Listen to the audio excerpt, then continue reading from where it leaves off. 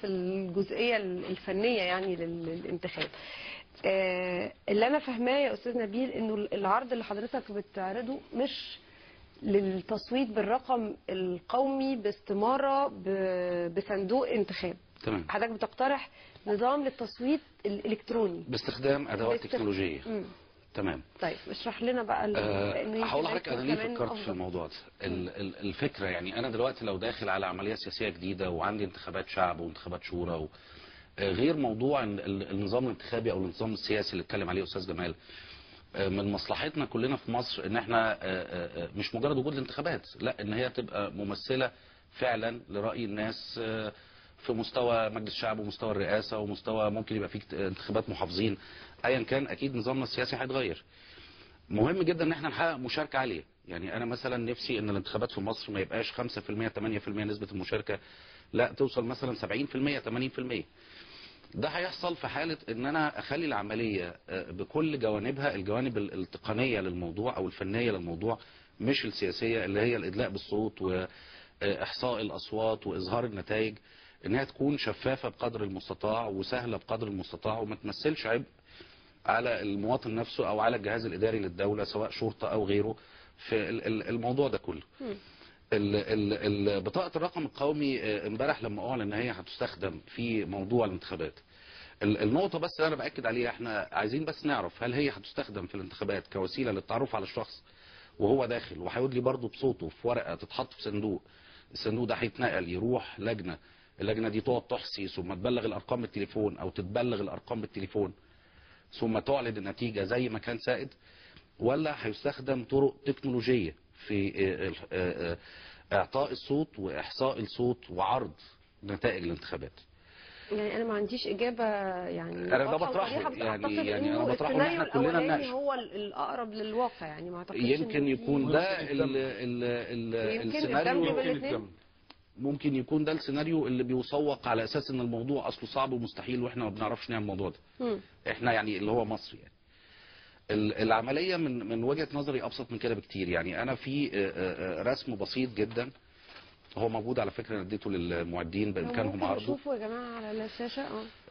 هو حاجه مش فنيه، مبسطه جدا.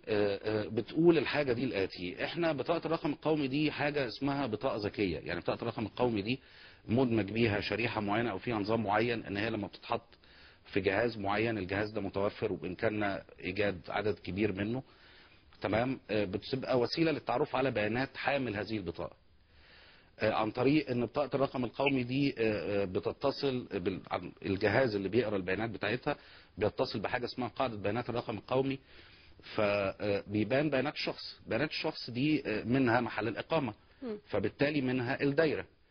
الشيء اللي احنا محتاجين نعمله عشان نعمل نظام للتصويت الالكتروني في مصر، يبقى عندنا حاجه اسمها قاعده بيانات الانتخابات.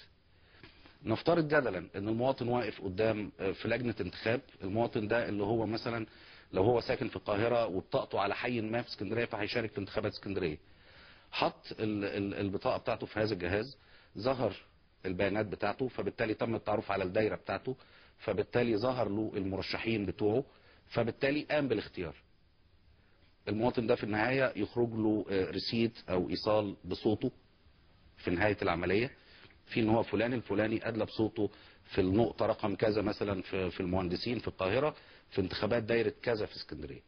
الكلام ده تحقيقه بمنتهى البساطه، واوريدي اكتر من 70% من ما يحتاجه هذا الموضوع موجود، لو قاعده بيانات الرقم القومي، اللي هي ان انا بقدر عن طريق استخدام الجهاز اللي بيقرا بيانات البطاقه بيطلع لي البيانات اللي فيها. كل المطلوب ان انا اعمل قاعده بيانات الانتخابات، وان انا يبقى في وحدات لاداره هذا الكلام، بالامكان استعانه باي خبرات من مصر او من بره، تمام. ده يضمن ان مفيش صوت ورقي، مفيش نقل اصوات، مفيش تلاعب. وانا كمواطن بقى هاخد بعضي واروح على اي مكان في مصر انتخب فيه، مش بالضروره في اللجان، مش هيبقى في لجان لكل دايره في لجان انتخابيه كتير على مستوى مصر في كل الاماكن، بس ما هياش خاصه بكل دايره. يعني انا اقدر لو انا بطاقتي على الدقي مثلا، تمام، اقدر انزل هنا في لجنه في 6 اكتوبر بالظبط. فانا وفرت الانتقال، تمام، بقيت اقدر اعمل انتخابات ان شاء الله رب كل شهر في اي موضوع، سواء محلي او على مستوى مصر، تمام. ما عنديش اي نوع من انواع او امكانيه التلاعب في اي صوت. واللجنه دي ما زالت لجنه فيها قضاه وفيها ناس من المجتمع المدني بتتاكد فقط من ان الشخص اللي شال البطاقه هي بطاقته، وبيخش الشخص ده في مكان يدلي بصوته بس بطريقه مختلفه. طيب معلش احنا هنرجع بس لضمانات انه ما يحصلش اي تلاعب، بس بعد فاصل قصير. تمام. اسمحوا لي دقيقه واحده وهنرجع نتكلم في الموضوع ده تاني. استنوا.